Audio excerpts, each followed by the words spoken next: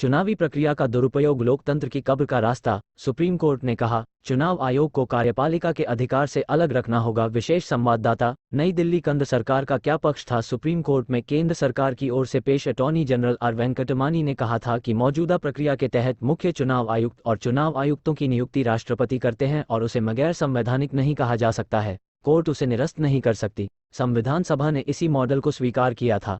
अदालत यह नहीं कह सकती है कि इस मौजूदा मॉडल या प्रक्रिया पर विचार की जरूरत है।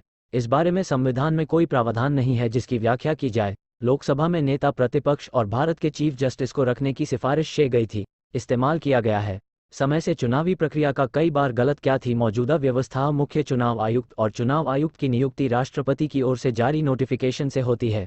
इसके लिए कानून मंत्रालय नाम की सिफारिश प्रधानमंत्री को करता है और फिर पीएम की मंजूरी के बाद राष्ट्रपति से नियुक्ति पर मुहर लगाई जाती है।